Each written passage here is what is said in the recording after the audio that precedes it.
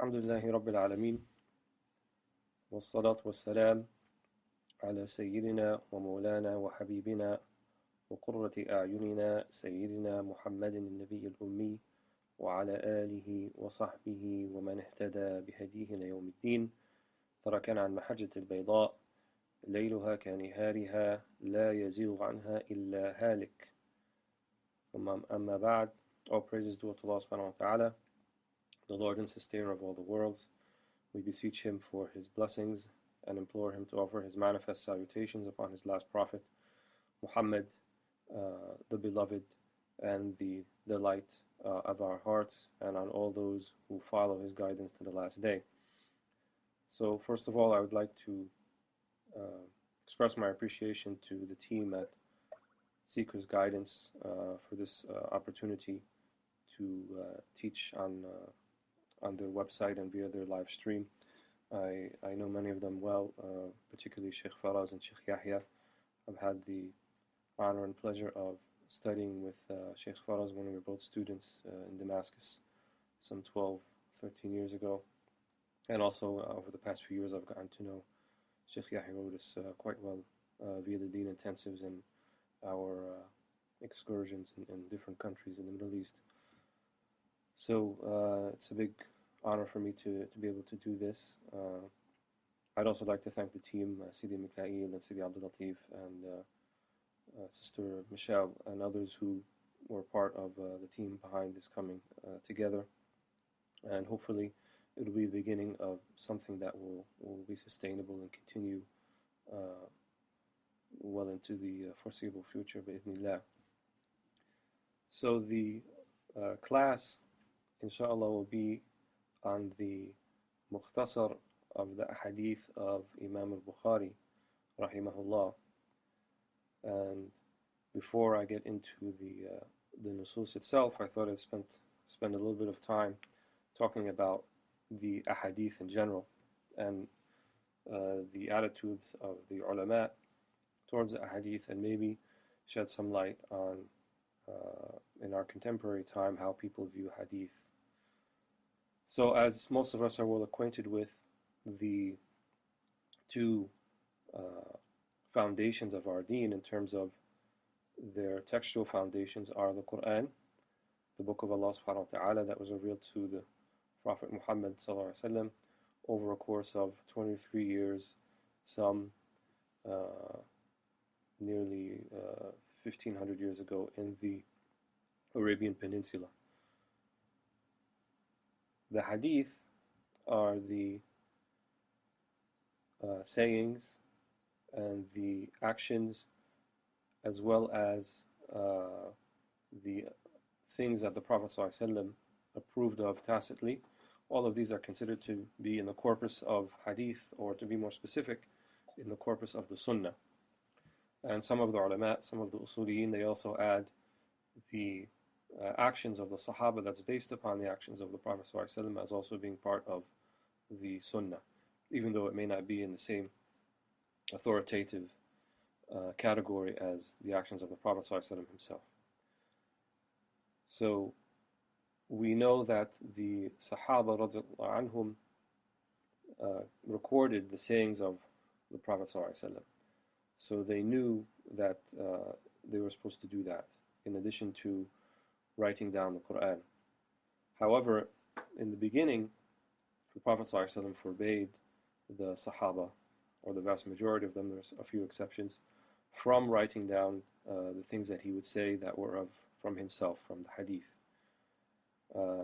And the reasoning behind this is that for possible fear that it may be mixed with the Quran itself, as the Quran, when it was being written down during the time of the Sahaba, was written down on loose either pieces of animal skin or tree bark, or even sometimes bones and the like. They didn't have modern paper, obviously, as we have now, or even what we would consider to be parchment and so forth. So it was written down on all sorts of things to be recorded.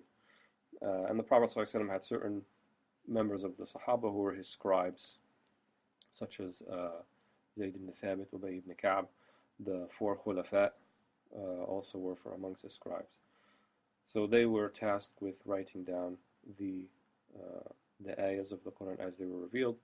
And then the Prophet ﷺ would also instruct them and tell them, put this ayah before this ayah, or put this ayah with this surah, and so forth. Because obviously most of the large surahs were not revealed in their entirety all at one time.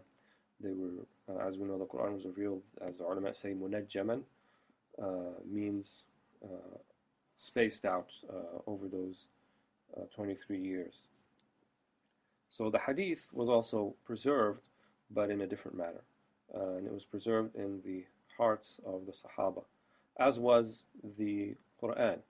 So in that case, they were both preserved and they both carried to the generation after them, namely the Tabi'een, or the followers, and then Tabi'een, who were the ones after them, also in the same manner. And it's interesting that the Arabs were known for, or they were renowned for their ability to memorize their poetry. And they also had this system of riwayah. And what we mean by riwayah is to narrate something on the authority of someone else. So what we call today sihhat al-naql, or the veracity of the transmission, which was something that was more or less, it wasn't quite elevated to what we would call a discipline or a science, as I'll speak about later on when we talk about Ahadith and determining the veracity of a hadith in terms of jarh and ta'dil. But it was something that was definitely within the culture of the Arabs at the time, specifically in the Arabian Peninsula. And one of our great ulama, Dr. Sa'id al-Buti, he states in his book Fiqh al-Sirah, or the fiqh of the life of the Prophet ﷺ, that from amongst the hikam, or the wisdoms behind the Quran being initially revealed to the people of the Arabian Peninsula, was their variability to digest it, to inculcate it, and then to be able to pass it on to future generations by way of their ability to do riwayah, or to pass on sayings which they had experienced with poetry before that to the generations after them. And we might be aware of the Sab'a Mu'allaqat, or the 7 odes, which were some from amongst the most famous of poetry that were initially recited in a souk called Souk Uqad, which was a market in Mecca, an annual market, which was actually a live market for goods and the sort, but it was also a time for the great poets of the peninsula to come together and for each one to sort of share or show their prowess and their ability to recite poetry, or to actually bring that poetry, or to manage it on the spot. And so from amongst this particular annual event, there were 7 very famous odes or qasa'id called the Sab'a al-Mu'allaqat, or the 7 ones that were hanged, and that's because they were hanged literally on the walls of the Kaaba and written in gold lettering, as the version of the story goes. And amongst the Ashab al-Mu'allaqat were Ibn al-Qais, wa Amr ibn al-Kulthum, wa Zuhair ibn Abi Salma, Walead, and others who were Taraf ibn al-Abd. So these were the famous narrators, or the famous poets. And so these poems themselves, and we still have them, they've managed to reach us now, even in our current time, were based upon the ability to do the riwayah and coming on to future generations. Now it's interesting enough that in current academic circles, from what I understand, there is not a lot of, how would we say, stock put into this idea of riwayah. Many modern people have a hard time believing that one could memorize hundreds of thousands of lines of poetry or hadith or what sort, and then it would be passed on to a next generation. And for a modern person, it's kind of difficult to fathom that, for example, someone like Imam al-Bukhari, who he said that he chose his hadith, which without duplicates number about 4,000 in his collection. From those 4,000, he chose from amongst 600,000 hadith. And those 600,000 hadith he had himself memorized. So for over 500,000 hadith to be memorized, and then to be able to recite them at will, and not just the nas of the hadith, not just the text of the hadith, but actually the narrators, the ruwa, and without making a mistake, and knowing their names, and knowing, Fulan ibn Fulan, the son, the person, the son of such a person, and the grandson of such a person, and so forth, as is the case with hadith narration. It's kind of hard to I think, for many people to contend with. But nonetheless, even though such types of people may not really exist in our time now, alhamdulillah, we've had the fortune, and we've met people who've had the fortune, who've actually met people who have reached that level of hadith, who are true hadithin. And so it's just probably more of a testament to the times that we're living in than it is to the unbelievability of such a thing occurring. Whatever the case may be, there were some modernists who came along. The Egyptian adib Taha Hussein was well known for his denial and refusal of even Arabic poetry, the Jahili, or the pre-Islamic Arabic poetry, saying that it was something that was fabricated and not really narrated in the measure or the means that was led on by the ulama of Islam. Of course, I only mention this because we should be aware that there are intellectual streams out there who have a hard time dealing with the hadith. And it's also, I think, a testament to the approach to knowledge that we have now, which is more of a materialist approach. In other words, that it puts a great stock into the tangible, like a written text, something that can be held within the hands and can be verifiable. So modern science or modern knowledge holds that which cannot be verifiable. In other words, that which cannot be easily quantified, then it cannot be known.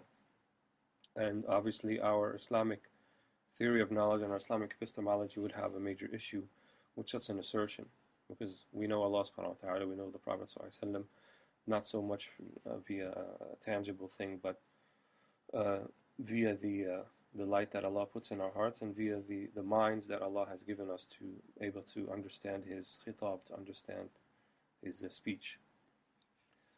So going back to the hadith, it was not written down during the earlier period, but then it was written down later on, most probably during the time of Umar ibn Abdul Aziz, who is often referred to as the fifth righteous Khalifa, or the fifth guided Khalifa, and he was amongst the Umara of the Hukam of Bani Umayyah. And we see that he is widely and generally acknowledged as he himself being a particular proof of the deen. We see that Imam Malik in his Muwatta, he mentions him often and narrates on him on certain decisions that he made, as if that he was a religious authority in addition to a legal authority. So he was the Khalifa of both the Zahir and the Batin at the same time, because we know that the legal authorities that came from the time of the Prophet ﷺ, so his Khulafa included Abu Bakr, and then Umar, and then Uthman, and then Ali radiallahu anhum ajma'in. They were Khalifa, or they were true heirs and inheritors and representatives of the Prophet, both outwardly and inwardly. So outwardly they were the legitimate ruler, as well as inwardly they carried the inward meanings that the Prophet ﷺ brought with him.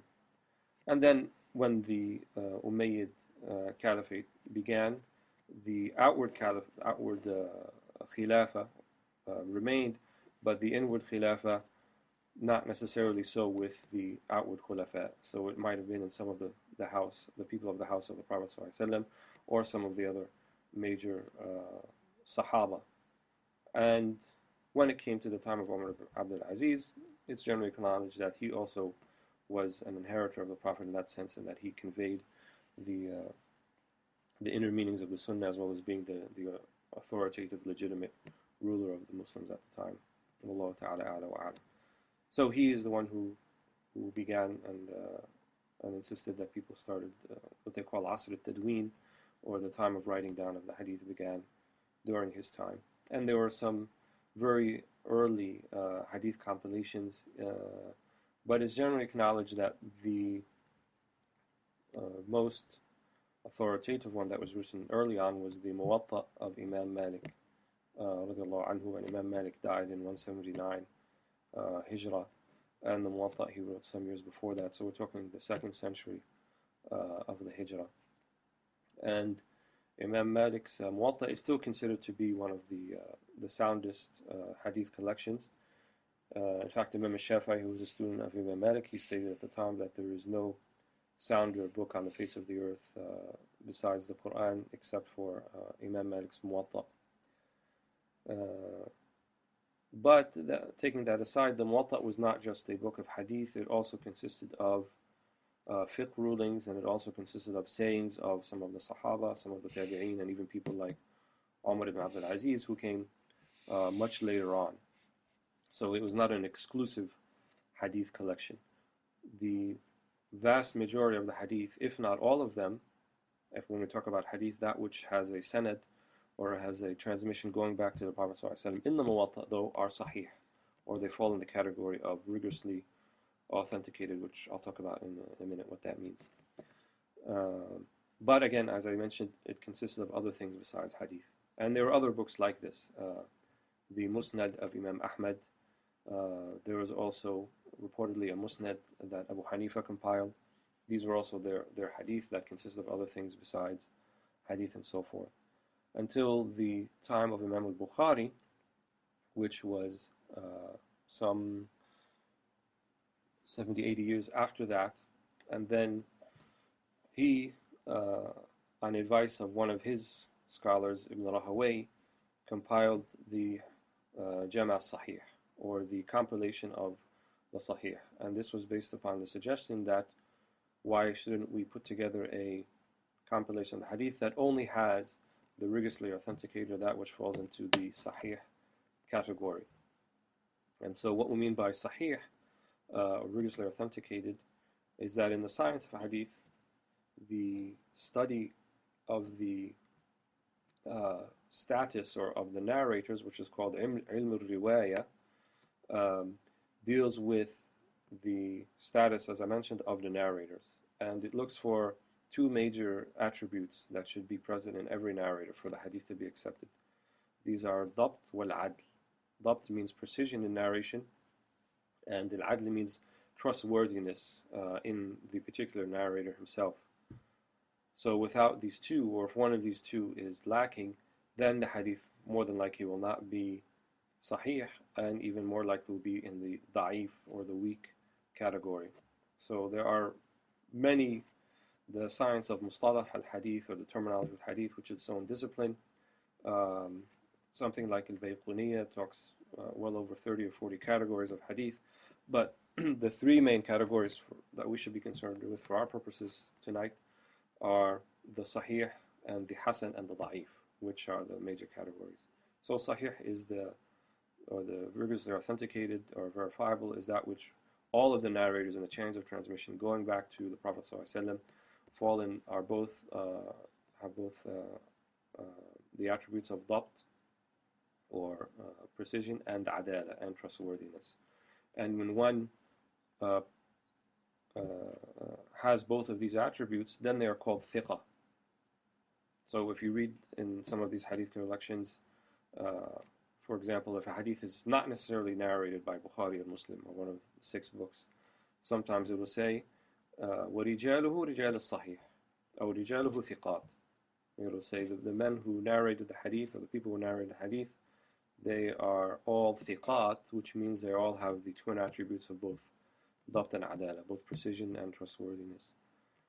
Or it would say rijal sahih, or they are the people who are known to be narrators of sahih, but perhaps this particular chain of transmission or sanad was not included by Imam al-Bukhari or Muslim or whoever. Because as we said before, this was chosen from over 600,000 hadith, and from 600,000, 4,000 without repeats were chosen, and I'll mention in a second what the repeats are talking about. So this science of hadith, it's called, in general terms, ilm al-riwaya, and more specific terms, ilm al-rijal. Literally means the science of men or discipline of men, but it's talking about the narrators of the hadith. And so they were studied both for their precision and both for their level of trustworthiness.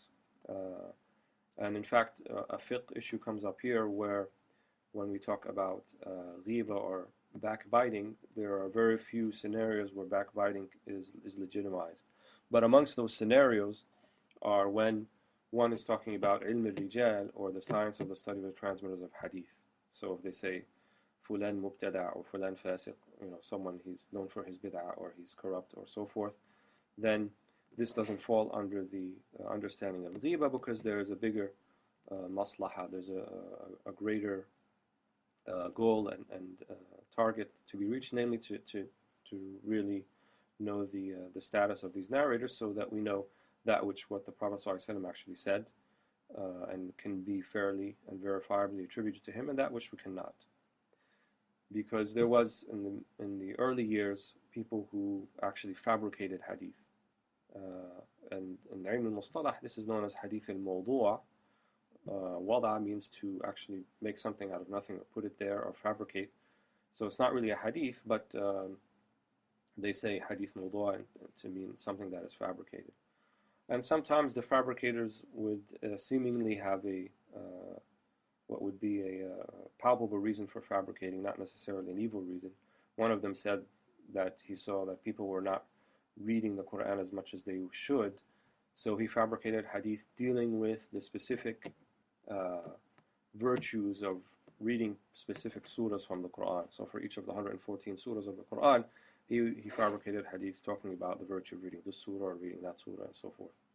And that's why many of the ulama say to be very careful with the hadith talking about reading specific surahs, because only a very small amount of them, very few of them are actually sahih, and the most of them are mawdu'. And this later developed on into people fabricating hadith to support their particular theology or their particular school of thought. And so some were known to actually make up hadith to support their fringe theology, like al-Dahriyya wal-Batiniyya and other groups that were on the periphery of Islam, but nonetheless they had some people within them who would fabricate the hadith. So this science of ilm al-rijal, the study of the transmitters or narrators of the hadith, developed in this manner. And so amongst the great muhaddithin obviously was Imam al-Bukhari, as well as the four mujtahid imams had diraya, or had very good knowledge of the hadith, some more than others. Particularly Imam Malik, Imam Ahmad were known for their strength in hadith, and that they were the level of muhaddithin. So that brings us back to Sahih al-Bukhari. So Imam al-Bukhari, as I mentioned, he took 4,000 out of a possible 600,000 that he had at his disposal. And he also stated himself, as narrated by Ibn Hajar, that he did not include all of the Sahih hadith in the compilation, which is very important. Many people are under the impression that if it's not in Bukhari or Muslim or any of the other books, then it couldn't possibly be a Sahih or a true or rigorously authenticated hadith. That is not necessarily the case. If we look to the methodology in the way that al-Bukhari compiled his book, he didn't just compile it straightforward in the form of what we'd say a musnad. Musnad, as was done by Imam Ahmad and others, not Imam Malik, but Imam Ahmad, was in the order of the ruwah.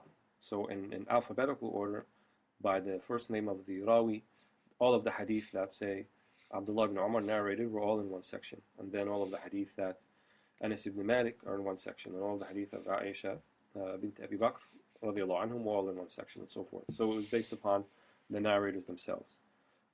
Most likely Imam Malik was the first to actually list the hadith under what we call tarajim, or anaween, or chapter headings that actually give insight into the meaning of all of the hadith that come into that chapter. So Imam al-Bukhari also adopted a very similar structure in compiling his hadith. And so much so that it was said about him that the fiqh of Imam al-Bukhari, yani his opinion on certain jurisprudential matters, are known from his tarajum, are known from the chapter headings that come before each set of hadith. So if he starts off with Kitab Kayfa Bada al-Wahi, which is the first book, the chapter of how the Wahi began, then all of the hadith will have some connection to the specific subject of Wahi. Kitab al-Iman, all of them will have some specific connection to the idea of the subject of Iman, and so forth. So in this he placed his hadith, and that's why there are repeats. You know, I mentioned there's about 4,000 total, or 4,000 hadith without repeats, but there are over 7,000 in total. Something like, I believe, 7,000. There's two different numbers. Imam Ibn Hajar counted 7,397 total hadith included in al-Bukhari, and then the well-known 20th century indexer of the hadith, Shaykh Mahmoud Fuad Abdul Baqi, counts 7,593. Probably the difference is attributable to the way that the hadith were counted. Sometimes one hadith had a few sections in it, or sometimes the hadith would be actually included in a chapter heading itself, and so it may be counted or may not be counted depending upon the methodology they use. Whatever the case may be, around 7,500 hadith, including the repeats, and then about 4,000 not including the repeats. So he repeats hadith in particular sections here and there because it can come under more than one chapter heading. So for one to follow the hadith and see where it's repeated, then one can actually determine or discern the different ahkam, different rulings that Imam al-Bukhari saw to be derived from these hadith. And then others who followed in his footsteps, like Imam Muslim, was a student of Imam al-Bukhari. He also compiled the Jami' Sahih, and more or less had the same conditions as Imam al-Bukhari, except he was a little bit less stringent, most notably in the idea that Imam al-Bukhari stipulated as a condition that each transmitter, each rawi from hadith to hadith must have actually, must be some evidence that they actually met. Whereas Imam Muslim yaktafi bil mu'asara, or if they're contemporaries, then that would be enough for Muslim to say that they had narrated from one from the other. Wallahu a'lam. And some centuries later we get to Imam Ibn Abi Jamrah, who is Sahib al-Mukhtasar, who is the one who did this Mukhtasar of the Hadith, the compilation of Bukhari. When you read, inshallah, we'll read his introduction as well, and he'll give us some insight into some of his methodology and why he did his Mukhtasar, he did his abridgment of Bukhari, and what he hoped to get out of it, and so forth. And he was not the only one who did an abridgment of al-Bukhari. Most notably, the other one that's well known is Zabidi, who was a Shafi'i scholar, also did a Mukhtasar, I think a few centuries before Ibn Abi Jamrah. Ibn Abi Jamrah also has several, or has one commentary on his Mukhtasar. It's called Bahjat al-Nufus, which is available in two volumes, and I've seen it on the PDF version on the internet, so I think it is available for those who would want to look at it in its Arabic version. So I think we'll just to give a brief bio of Abdullah ibn Abi Jamrah. He was an Andalusian scholar.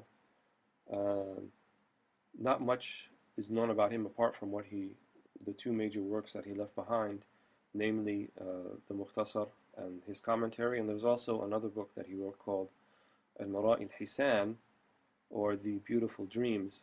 And in it, it's sort of read as an addendum to the Jama, the Mukhtasar that he did, because he speaks of the dreams where he saw the Prophet ﷺ, and oftentimes he would describe how the Prophet ﷺ would verify his particular understanding for a hadith, or he would say how he would walk into a majlis, a sitting, and he would find some of the khulafa like Abu Bakr and Umar, and then the Prophet ﷺ would enter and they would verify his particular understanding of the hadith, sort of as putting a stamp of approval on his understandings. And this is quite similar to Imam al-Bukhari, who also said that before I included a hadith in the compilation, I would always make ghusl and I would pray 2 rak'ahs and I would seek an istikhara to make sure that the hadith that I'm putting is something that I should be doing. So we see that these were also not just great scholarly men, but they were God-fearing men, and there should be no doubt that they were awliya, that they were people that were favored by Allah subhanahu wa ta'ala, because if arguably the greatest hadith scholar of the ummah is not a wali, then I'm not sure who we can say is a wali then after that. Allahu a'lam. So we'll begin reading in the remaining time the muqaddimah and maybe the first hadith of that he includes here. And what usually I do in my particular style, that I like to read the Arabic and then sort of simultaneous translation, which may be a little bit tedious for some people, but I have a reason for this. And I think, just as Ibn Abi Jamra mentions that the lafz al-hadith, the actual wording of the hadith in Arabic, has a barakah, has a blessing in it. And he mentions that sometimes the Sahabi, if he wasn't sure about the word as he heard it, he would say, "Adhunnu kada," or it was this, I think it was this word, or maybe it was that word, which could be both quite similar in meaning. But he said one of the reasons that they did that is because they understood there was a particular blessing in the word. So they didn't want to miss out on that by omitting it and just narrating it with the meaning that they think that they perceive. So I think there is a barakah, a blessing in reading the books of our ulama, and though they were written centuries ago, I think they're more than ever pertinent to our times. And if we just look at the title of the compilation, then as we get to in a second, Jam' al-Nihaya fi al-Bad'i wal-Ghaya, that looks at from the beginning to the end and to the goal, and then his commentary called Bahjat al-Nufus. Bahja means like purifying or beautifying of, or something that one can look forward to, is illuminated by. And nufus, right? And a nafs is one's soul. So as long as the word of Allah subhanahu wa ta'ala and the words of the Prophet sallallahu alaihi wasallam can illuminate one's soul and can purify one's soul, then they will remain forever relevant. The meanings will remain forever relevant. And we should not get lost in the particular form that they come in. In other words, speaking about particular situations, maybe things that are maybe not so, or we feel they're not so relevant in terms of the Arabian Peninsula at the time, but we're looking to the qalb, not the qawalib. The qalb meaning the meaning of things, the heart, the essence of things, and not necessarily their outer forms that they occupy, which is really the heart of the matter. So we begin. Bismillah ar-Rahman ar-Rahim. قال المصنف رحمه الله ونفعل بعلومه في الدارين آمين. الحمد لله حق حمده والصلاة والسلام على محمد الخيرة من خلقه وعلى آله والصحابة السادة المختارين لصحبته. So here it begins, as is the tradition in Islam, to first praise Allah subhanahu wa ta'ala and then to offer blessings and salutations upon Muhammad, our Prophet sallallahu alaihi wasallam, and upon his family and the Sahaba, and those who were chosen to be part of his suhbah, to be his companions in essence. And so this goes back to some hadith that came in this meaning. كل أمر ذي بال لا يبتدئ بسم الله الرحمن الرحيم فهو أقطع أو فهو أبتر. any matter of importance that does not begin with the basmala, then it is devoid of blessing. So it's an invocation that is used at the beginning of reading such text or anything that we do. And so the author follows this. وَبَعْد, and then what comes afterwards, he says, فلما كان الحديث وحفظه من أقرب الوسائل إلى الله عز وجل بمقتضى الآثار في ذلك فمنه قول صلى الله عليه وسلم من أدى إلى أمتي حديثا واحدا يقيم به سنة أو يرد به بدعة فله الجنة ومنه قول صلى الله عليه وسلم من حفظ على أمتي حديثا واحدا كان له أجر 71 نبيا صديقا والآثار في ذلك كثيرة. So he says, when understanding, knowing that hadith and memorizing hadith, حفظه, but حفظ here doesn't just mean just rote memorization, it actually means preservation. In other words, preserving it for yourself and then passing it on to the generations after. One of our great scholars and our Shaykh, the Mufti of Egypt, Shaykh Ali Jum'ah, he recently said that the biggest, or one of the biggest tasks that our generation is facing is how to correctly preserve our tradition, preserve our understanding of Islam, to inculcate it within ourselves, and then to pass it on to our children, who can then pass it on to their children's children. And this is, if we really think about the gravity of such a thing, it's a heavy burden to be burdened with, but nonetheless, it is a burden that we have to bear. And so, he says, knowing that the hadith and its preservation or conservation are from the closest of paths to Allah subhanahu wa ta'ala, min aqrab al-wasa'il ila Allah azza wa jal. So it's not just an academic means to preserve this hadith, it's actually a way of gaining closeness to Allah subhanahu wa ta'ala. Of course, a closeness that is not a physical closeness, but a closeness closeness of meaning, and a closeness of falling in line with the obedience to Allah subhanahu wa ta'ala, obedience to his Prophet sallallahu alaihi wasallam. And he said there was many athar, many hadith or reports narrating this. He recites two here. The first one, whoever conveys to my ummah even one hadith that establishes a sunnah or that repels a bid'ah or a reprehensible innovation, then his reward is none other than or nothing other than paradise, than Jannah. So here is an authoritative hadith that tells us that from the hadith, from the actions, from the sayings of the Prophet ﷺ, we understand what the sunnah is. So sunnah is not just what he particularly did, but sunnah is also should be something emulated by us. So yuqimu bihi sunnah. Iqamat sunnah means establishing a sunnah, establishing a way. So here sunnah doesn't mean sunnah in the sense that it's sunnah versus fard.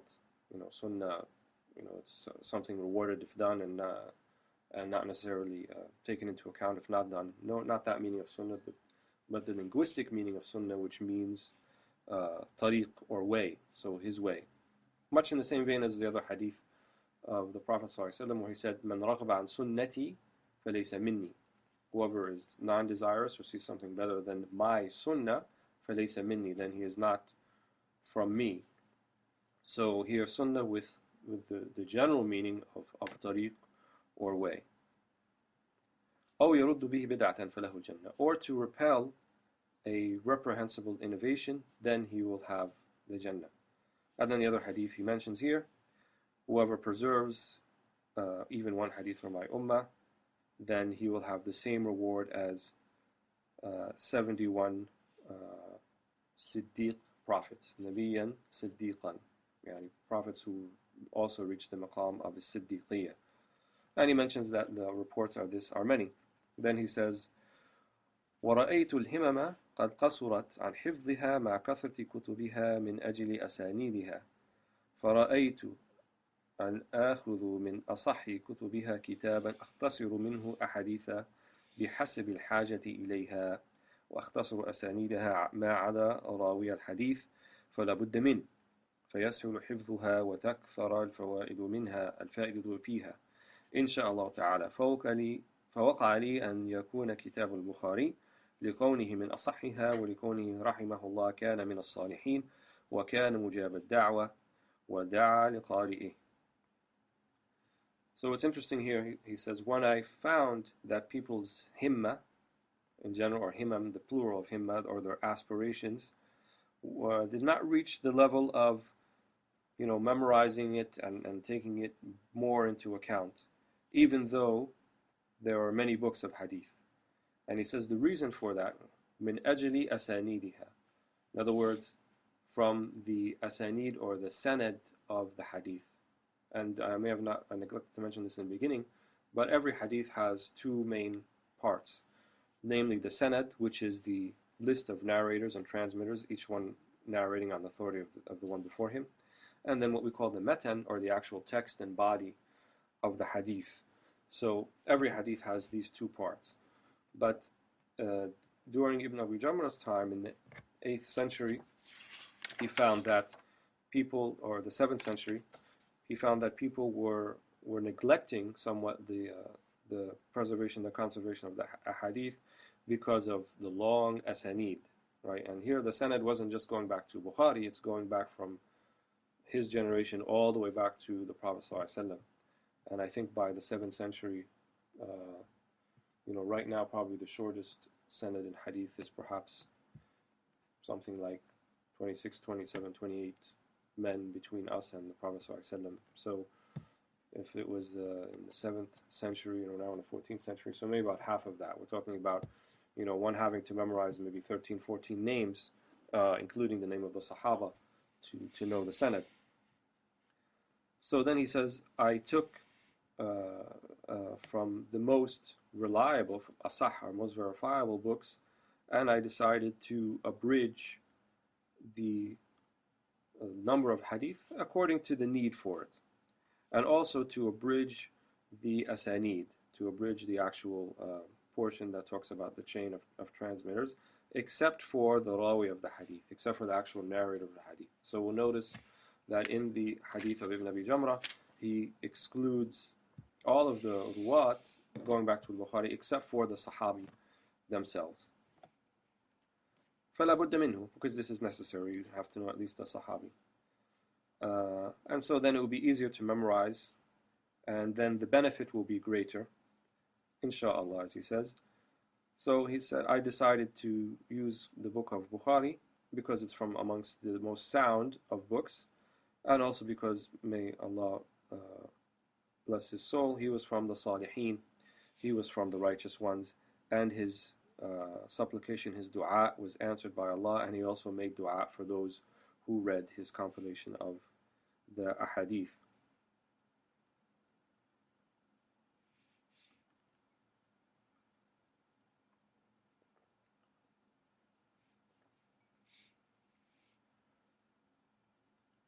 And then he says, وقد قال لي من لقيته من القضاة الذين كان لهم المعرفة والرحلة عمن لقي من السادة المقر لهم بالفضل إن كتاب البخاري ما قرئ في وقت شدة إلا فرجت ولا ركب به في مركب فغرقت قط. And then he said, someone that it has been said to me by someone from amongst the judges or the fuqaha, that who had knowledge and also were, it says here, لهم المعرفة والرحلة. In other words, they were travelers and they were well acquainted with the adat, or the ways and doings of people, their custom. And he said, من السادة المقر لهم بالفضل. And also these were from amongst our sayyids, the ones who were acknowledged their virtue. And this person said that the book of Bukhari was not read in a difficult time, except that difficulty was lifted, or that hardship was lifted, and it was not read in a boat on the water, and the boat would never sink as a result of Bukhari being read at that time. So, as also we mentioned in the introduction to this class on the website, that this hadith of Bukhari, it's also an intercessor for us, as is mentioned here by Imam Ibn Abi Jamrah, and as was the the habit of our sada, of our righteous ulama before us, that they would read it in times of fitna, in times of shiddah, times of hardship, and with imploring Allah subhanahu wa ta'ala via their reading of the hadith of the Prophet ﷺ that such a hardship would be lifted. And indeed, these are trying times now for Muslims and non-Muslims alike in many parts of the world. So perhaps we can have an added intention of also reading and studying the hadith of Bukhari, that Allah will gaze upon us with a merciful eye and lift from us any hardship that any of our brothers and sisters and ourselves may find ourselves in. And just on a side note, we see here that the ulama dealt with the changing times. So even though Ibn Abu Jamrah rahimahullah was from amongst the great ulama, and he himself most likely had all of the asanid memorized, but he adapted to the changing condition of people. And when he saw that people were not quite ready anymore to memorize long asanid, and here when he means people, he also means tullab al-ilm. He's not just talking about the layman or the average person in the street. He's talking about people who will go on to be ulama after that. He decided that in order to address that situation, some type of different approach was needed to be taken, and so he did in making abridgment of the hadith, and also by deleting some of the ruwa except for the sahabi, so that people would have a more of an approachable attitude towards the hadith. So then he says, فَرَغِبْتُ مع بركة الحديث فتلك البركات لما في القلوب من الصدأ فلعله بفضل الله أن يكشف عما بها وأن يفرج عنها شدائد الأهواء التي تراكمت عليها ولعل بحمل تلك الحديث الجليلة تعفى من الغرق في بحور البدع والآثام. So he said, then I decided, or I was desirous, with the blessing, the barakah of the hadith, amongst these blessings, and also looking to the rust that has come over the hearts, and perhaps by Allah's bounty and virtue, He will lift that which is within or covering or rusting these hearts, and He will also free it from the severity of their caprice, of their ahwa that have overcome it or encompassed it, and perhaps by carrying these hadith in one's heart, al-jalila, yani these hadith, magnificent hadith, then it will be pardoned from drowning in the sea of innovation, bid'ah, and atham, and iniquity. So here he does a nice, uses a nice linguistic device where he talked about reading the hadith on a physical boat and it prevents the boat from drowning.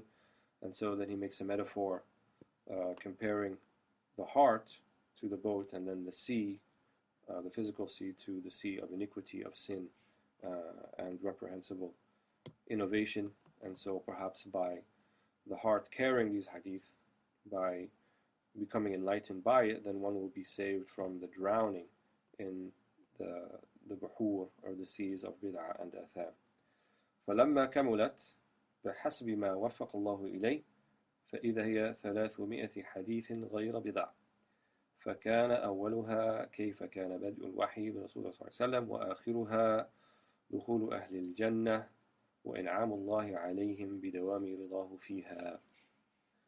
So he said, when I finished, in accordance to what Allah has guided me towards, then it was about 300 hadith or a little bit less. And they're actually about 296 hadith. So he mentioned 300, something less than 300. And the first hadith, كيف كان بدء الوحي لرسول الله صلى الله عليه وسلم, how was the beginnings of the wahi, of the revelation for the Messenger of Allah صلى الله عليه وسلم. And the last one, the entering into paradise of the people of paradise, and Allah bestowing His manifest blessings upon them and to being pleased with them. فسميته بمقتضى وضعه, so then I named it according to this, جمع النهاية في بدء الخير والغاية. So the name in Arabic, جمع النهاية, جمع means a compilation, النهاية, right, النهاية, the end of things, and here it means the end of one's life, basically, or the end of everything when one either enters into hellfire or into paradise. في بدء الخير والغاية. So the بدء الخير, from the beginning of the good. Here بدء الخير is referring back to بدء الوحي, to the beginning of revelation. So the beginning of all that is good for man that happened began with the initial revelation to the Prophet Muhammad ﷺ, when he was upon that mountain of Ghar Hira, the cave of Hira, and then the Archangel Jibril came to him and instructed him in the first wahi, in the first revelation that he was to receive. And so that's the first hadith.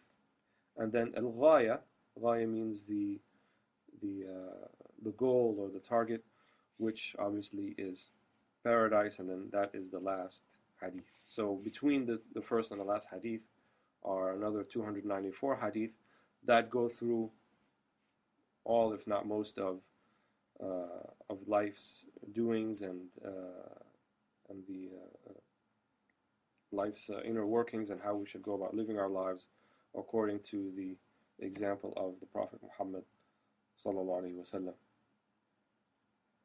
Then he says, فنسأل الله الكريم رب العرش العظيم أن يجعلها لقلوبنا جلاء ولداء ديننا شفاء بمنه لا رب سواه وصلى الله على سيدنا محمد خاتم النبيين والحمد لله رب العالمين. And then he finishes with a dua, and he says, I ask Allah, the most generous and the Lord of the Arsh, of the great throne, that it will be a manifest light or uncovering of our hearts, and that it will treat the malady of our deen, the way we practice our deen, and all this by his virtue, by his men, and there is no Lord but him, and may he offer his blessings and salutations upon Muhammad, the last and seal of the prophets, and all praises due to Allah subhanahu wa ta'ala. Alhamdulillahi Rabbil Alameen. I did intend to go on and read the first hadith, but we've been sitting for an hour now, so just in the interest of maintaining people's interest, and hopefully they'll come back next week and haven't been too bored this particular session, I think we'll stop here, inshallah, and begin with the first hadith next week. And I think if we want to take some questions via the chat, then we can do that now if people are interested in this.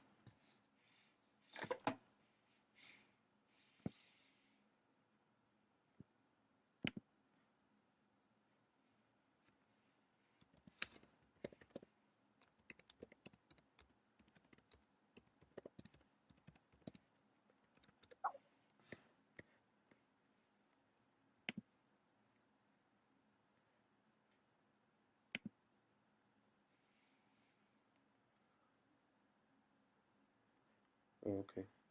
I wasn't on the chat thing before, so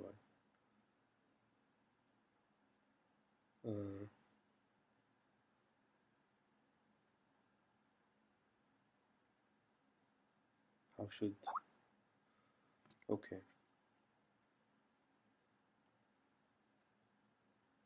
Question from how should one approach the books of Hadith? It's a very pertinent question. One of the refrains of the ulama that many of them have said is that al-Ahadith or al-Hadith yudul al-nas ila al-ulama, that Hadith can potentially misguide people except for the ulama. And the way that it can possibly misguide people is if they approach it in the wrong manner. And that's namely to treat it as sort of a source of dalil or evidence for our particular stance on a particular issue and so forth, and to back it up with Ahadith, well, actually, brother or sister, this thing is right because, the Prophet ﷺ said this and it's in Bukhari, so you have to accept it. And unfortunately, this is something that's become quite commonplace now, that people just actually approach the hadith in this manner, and oftentimes they don't even have access to the Arabic. And they're actually reading someone else's rendering of it, whether it be in English or another language, which in essence is not really a translation, but it's someone's understanding of the meanings of the Arabic, because the Arabic can't really be translated in a manner that you can go and derive legal rulings from it. So we don't approach the hadith to derive legal rulings. That's the job of the ulama, and not just any ulama, but the mujtahid ulama. And a mujtahid, the alim, is someone who has reached the level of knowledge and discernment in understanding the deen, that they can directly derive rulings from the Quran and from the hadith, from the sunnah, without intermediary, without using, they will devise their own methodology for understanding what's in the Quran and the sunnah. And we have 4 imams like that who reached that level, namely Imam Abu Hanifa, Imam Malik ibn Anas, Imam Muhammad ibn Idris al-Shafi'i, and Imam Ahmad ibn Hanbal. So those 4 were at that level. And arguably some of their followers might have been at that level, but some were not, or many were not. And so what we consider nowadays to be a scholar or a sheikh or an alim, if we were to put them in the degrees or the ranking of where we look at ulama, they would not be neither mujtahid alim, someone who's mujtahid who can derive legal rulings. Many of our ulama said such a person no longer exists today. And some of them said that, and then the level after that is mujtahid madhab, is someone who can derive legal rulings based upon the methodology of their imam, like Imam Abu Hanifa or Malik or Shafi'i or Ahmad ibn Hanbal. And even this is difficult to find. And then there's lesser degrees, someone who could be merely the level of mufti, which means that they are able to discern the weaker rulings from the stronger rulings from the weaker rulings. And then even less than mufti, which would be merely a naqil, someone who's just transmitting what they understood and read with shuyukh from the books, which is whatever the fatwa is going to be, or the dominant opinion. And that we might have some people of this category. So to approach the hadith in a manner so as to go and derive your own legal rulings is folly. It betrays a lack of understanding of how this deen came to us. This deen is mawruth. It's something that we inherited from those before us, and it's something that we have to pass on to those after us. And so, as the ulama say, the famous saying, al-isnadu min ad-din. Al-isnad min ad-din. So isnad, having a sanad, having a transmitter or a scholar to rely upon into what you have been understanding, or your understanding or interpretation of the Quran and Sunnah, is something that's essential to the deen. So I've described how our approach shouldn't be. What our approach should be is that we read it for guidance, we read it for blessing, as I mentioned, reading the words themselves of the Prophet Muhammad sallallahu alaihi wasallam, and in this we should deal with books that have been written specifically for that purpose, like Imam al-Nawawi's Arba'in, Imam al-Nawawi's 40 Hadith, or Riyadh al-Salihin, also from Imam al-Nawawi, or what we're reading now, the Mukhtasar abridgment of Bukhari for Ibn Abi Jamrah. And then we leave Istinbat al-Ahkam, deriving of legal rulings, to its people, namely the ulama. Let me just scroll down here, see where.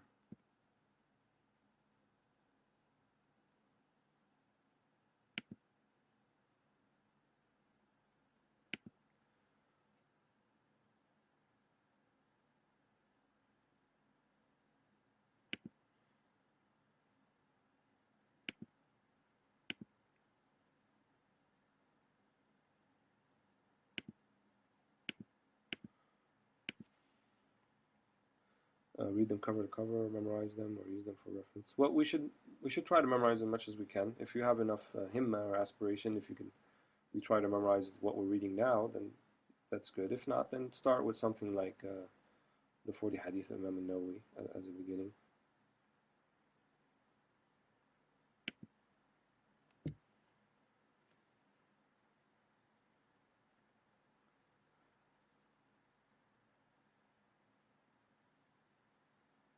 I heard that Imam Bukhari did narrate from Imam Ja'far al-Sadiq because of his followers. Is that true? I don't know if that is true or not. If Imam Ja'far al-Sadiq was not amongst the ruwat of Imam al-Bukhari, but it would not be because of his followers. Because as I mentioned, dabt and adala, precision and trustworthiness are based upon the narrator himself. Now, it may well be the case that some of the hadith that were narrated or were attributed to Imam Ja'far al-Sadiq were narrated by people who were not trustworthy.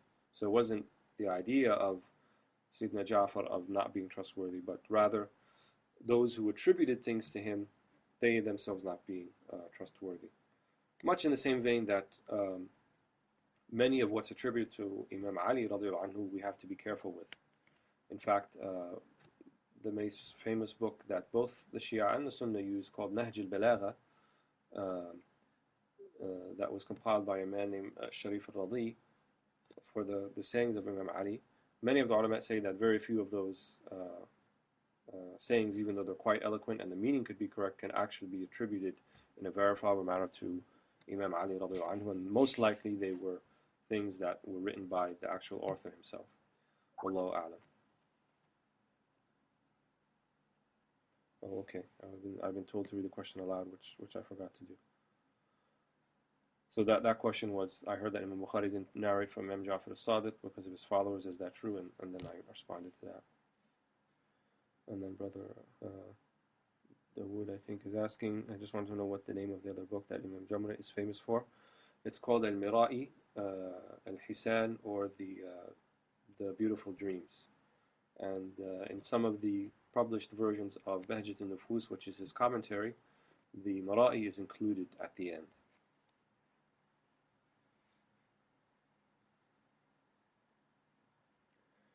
Before studying Hadith, should we go through a text in Aqidah first? And how far in fiqh should one go before studying a matan in Hadith? I don't think it's necessarily a prerequisite. And also the way we're going to be reading this Hadith, I'm not trying to teach per se Aqidah or fiqh according to a particular madhab, but rather we are going to, as much as the methodology of Ibn Abi Jamrah, explore the words and the meanings, or the meanings behind the words of the Prophet Muhammad ﷺ, and how his particular reaction in certain situations and how he dealt with people and so forth can give us a clue as to how we should deal in our own lives. So I think we're going to take it more as a manual to how to go about living our lives and dealing with particular situations. Then we are going to take it in sort of a scholarly, academic approach and talk about, what particular legal rulings can we derive, or fiqh rulings, and so forth. So I think it's important that we read hadith for understanding, but at the same time to be careful not to say that this hadith means that and this legal ruling comes from this hadith and so forth.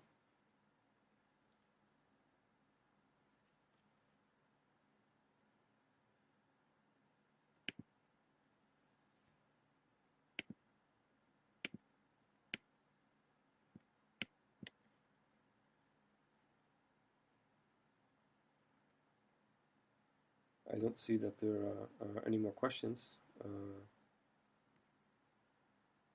If there are not, then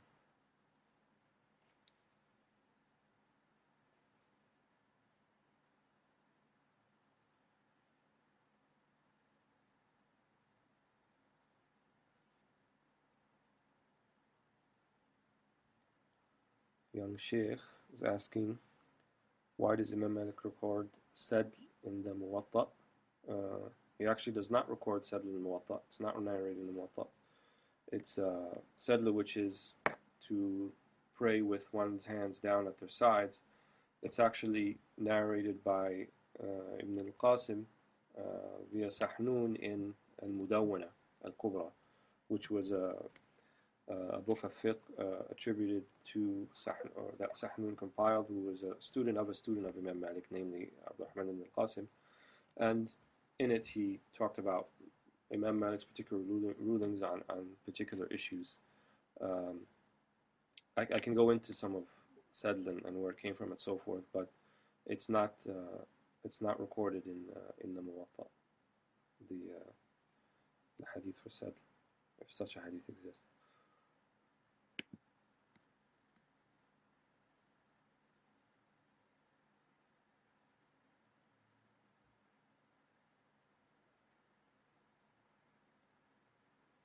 Here, Ibn Mu'adh read many hadith. Are they authentic? If you mean Mu'adh ibn Jabal, then he has hadith that are authentic, but I'm not sure who you mean by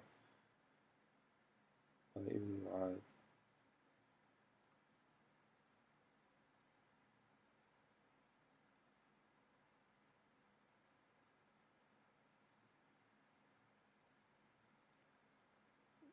I read that Imam Bukhari, may Allah be pleased with him, was banned by the Shaykh of his time because he considered the Quran to be creation. Could please? No, that's not true. It's actually quite the opposite.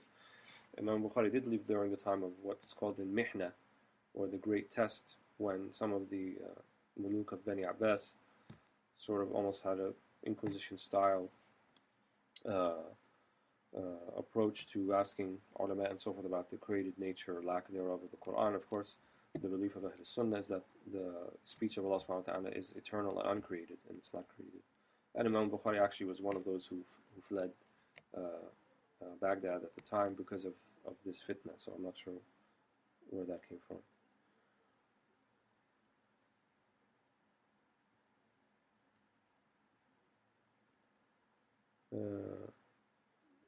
I had a question about the technical terms like Sahih, Da'if, etc. as they relate to science of Hadith. Were these current at the time of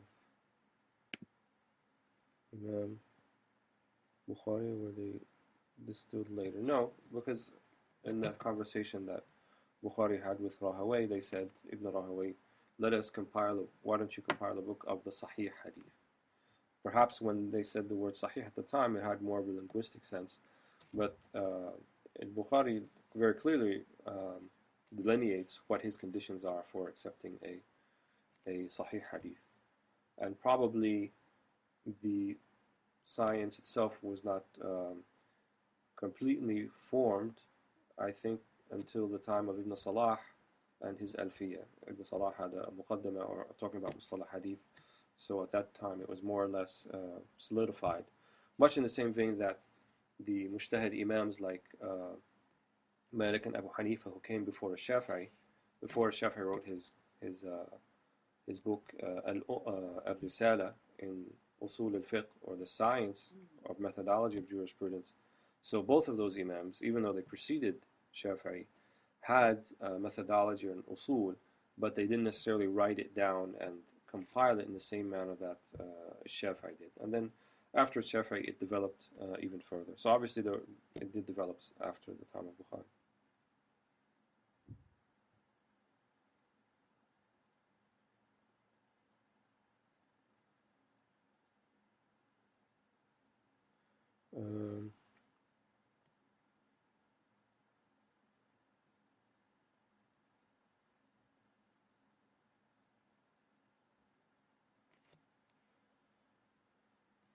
If being a better and more merciful Muslim is what I hope from Allah in this class, especially as a layperson who may not memorize the 40 hadiths of Imam Nawawi, let alone 300, how many, realistically speaking, do we need to have in memory and in our characters to be people of beautiful character?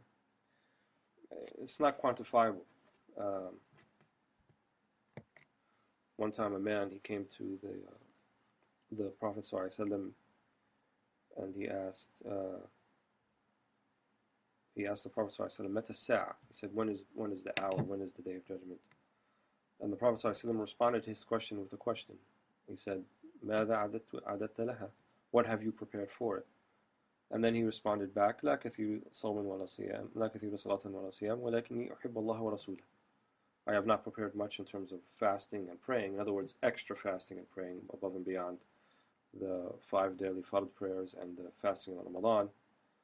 But I love Allah and His Prophet. And so the Prophet ﷺ responded back, أنت مع من أحببت, or أنت مع من تحب. You will be with the one that you love. And so it's not a question of how many hadith we memorized or how much we know. And in fact, Imam Malik has a very famous saying. He said, ليس العلم بكثرة الرواية. He said, knowledge is not by كثرة الرواية, how much hadith you can narrate. But he said, ولكن العلم نور يقذفه الله في القلب. But knowledge is a light that Allah casts into the heart. So it's something that Allah bestows upon you, something that you seek, and it's something that you yearn for. But ultimately, Allah subhanahu wa ta'ala, He is the one who will decide to give you that opening, to give you that fath, to give you that enlightenment. What's required of us is sidq al-tawajjuh, is looking towards Him sincerely and honestly, and without associating other partners. What I mean by other partners, not shirk akbar. I'm not talking about major shirk. I'm talking about doing things and seeking other worldly benefit, even though we might put them in a form of doing it for the deen, or doing it for Allah subhanahu wa ta'ala, or doing it for the Prophet sallallahu alaihi wasallam. But sidq al-tawajjuh is turning with your whole soul, with your whole self, with your whole heart towards Allah subhanahu wa ta'ala. And if you do that, then Allah will give you openings and will give you understandings. And so one, if they can't memorize, or even if they couldn't memorize a single hadith, does not mean that they're precluded from being a righteous person or a beautiful person or a person of even prophetic character. Many are the people who didn't have much knowledge or even didn't have scholars that they were taught by in a formal manner, but nonetheless they reached very high standings, maqam with Allah subhanahu wa ta'ala, based upon their niyyah, based upon their intention, and based upon their sincerity. And ask Allah subhanahu wa ta'ala to make us from amongst those.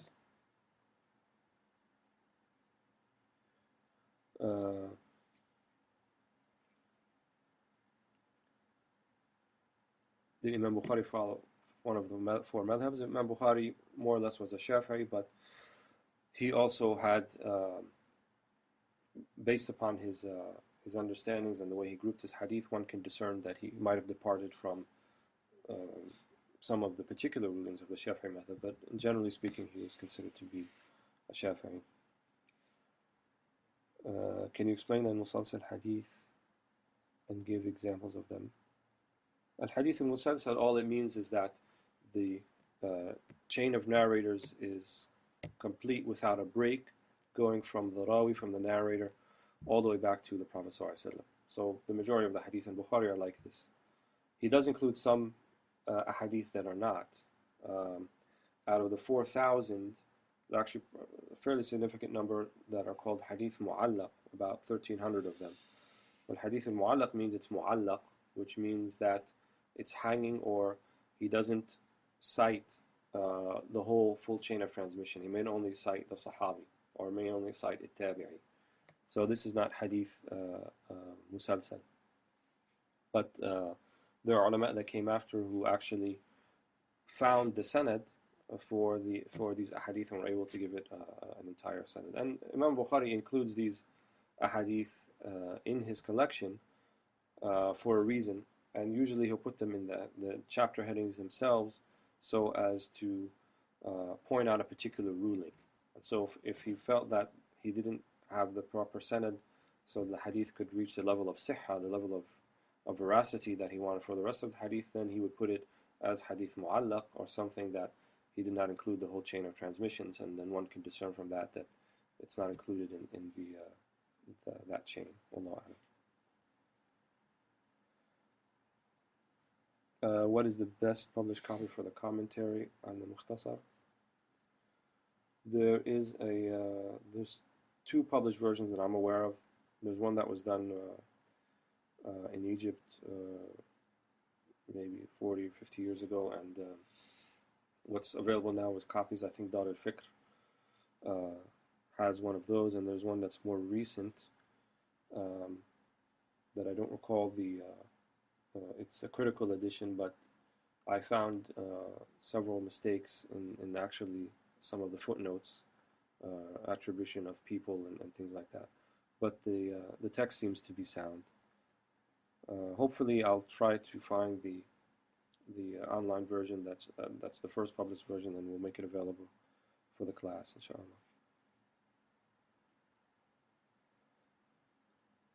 I see some questions here that are not relevant. Maybe in the off time we can do it, but I'll try to stick to things that are relevant here. Why didn't Imam Bukhari include all the hadith he knew to be sahih from the 600,000 he knew? He says very plainly that the reason for that is he only wanted to include, in fact, the best way to look at it is he was actually making his own mukhtasar. Those 4,000 hadith in Bukhari, it's a mukhtasar. It's not supposed to be all of the hadith. And most likely he had similar reasons for what Ibn Abu Jamrah had. In other words, people were not going to read a voluminous compilation of 600,000 hadith to understand hadith. So he included only 4,000. And we should also keep in mind that many hadith had many chains of transmission. And as we said, the hadith consists of the sanad and the matan, of the chain of narrators as well as the body of the text of the hadith. So it's a different hadith when it has a different chain of narrators. And so Bukhari sometimes will only include the soundest chain, even though he has many other chains for the same hadith, and that partially explains the 600,000.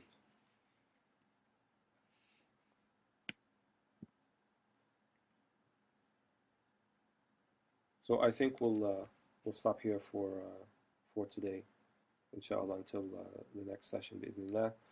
I would just remind people that we're in a very blessed time. It's Thursday, and it is the night before Yawm al-Tarwiyah, which is when the Hajj, when the people who are making Hajj move from Mecca to the plain of Mina, and then the day after that will be Yawm Arafah, the greatest day of Hajj, when they move to the plain of Arafah and they implore their Lord to pardon them their sins and our sins, inshallah. And tomorrow is Friday, which is also a blessed day. So we should remember the Prophet ﷺ much tonight, and also offer much blessings upon him ﷺ. And also, as I mentioned in the beginning of the class, for our intention to be that we invoke the blessings of reading the words of the Prophet ﷺ, so that we can be people of prophetic character, and that we can be people of God, and people of Allah subhanahu wa ta'ala. وآخر دعوانا الحمد لله رب العالمين والصلاة والسلام على سيد المرسلين وعلى آله وصحبه أجمعين والسلام عليكم ورحمة الله وبركاته.